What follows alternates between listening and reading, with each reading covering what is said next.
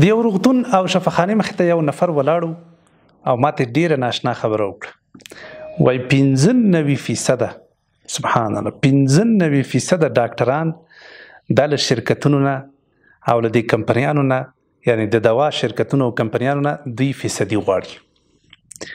او ډاکټران هر هغه دوا لیکي او د هر هغه شرکت او کمپنۍ دواګانې مریضانو ته لیکي چې د دوی پکې فیصدي زیات وي، د دوی پکې امتیاز زیات وي، یا دوی ته پکې انعامونه، چکرونه، تحفې او بنډلونه ورکول کیږي.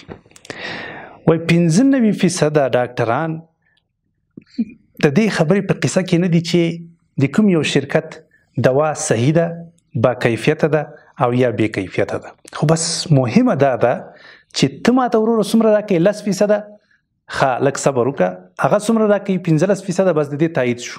بل وایي 20% بس تا تایید شو، 25% بس تا تایید. دا ډیر د افسوس ځای ده. ځینې ورونه داسې دي چې هغوی موږ ته پیغامونه رالیږي، وایي موږ په دغه کاروبار کې ښکېل یو. ګورئ یو ډاکټر صاحب موږ په چا باندې بدګماني نه کوو او نه هم دا فیصدي مال خپل ځان نه راویسته، دا د شرکت والا ماته دا خبره وکړه.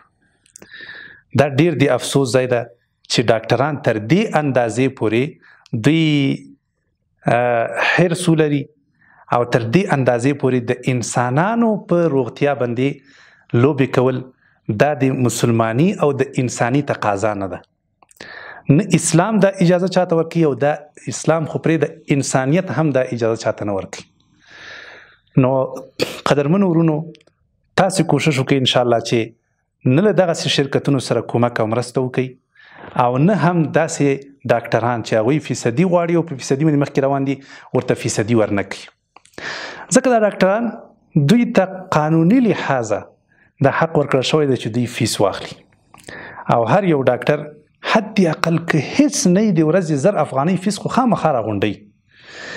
یقین په خدای وکړئ چې دا ډاکټران څومره فیسونه نه څومره پیسې یوازې راغونډوي، که نه هغه یو الله ته معلومات شته دي. یعنی یو عادي ډاکټر دا په 1,00,000 په 50,000 په 1.5 لک افغانۍ باندې قناعت نه کوي. او که تاسو دا مریضان د دوی شمار کوي که نه، چې هر یو مریض نه دوی 1.5 افغانۍ اخلي او تاسې هغه مریضان شمار کوي چې د ورځې دوی 50 مریضان شماري او دې ته بیا ضرب ورکوي، نو تاسې به حیران شئ چې د دغو ډاکټرانو څومره پیسې دوی په میاشتني ډول باندې او ورځني ډول باندې لاسته راوړي. خو دا چې دوی نه مړېږي، دا نبي علیه الصلاة والسلام رښتیا خبره کړې ده. وایي د بني آدم د دې انسان خوله به بغیر له خاورو نه په بل شي باندې ډکه نه شي. نو سړی ډیر زیات تاسف کوي، ډیر زیات خفه کیږي کله چې له دغسې حالاتو نه خبریږي.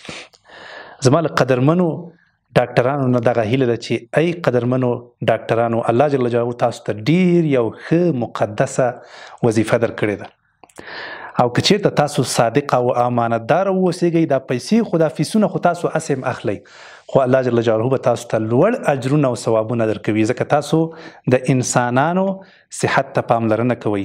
او څوک چې یو انسان ته نجات ورکړي، دا داسې ده لکه ټولو انسانانو ته چې نجات ورکړی وي.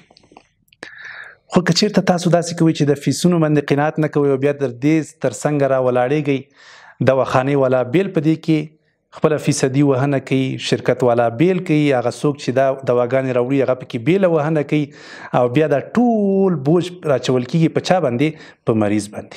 ډاکټر بیل هغه ته ناسته او خپله فیصدي پکې غواړي.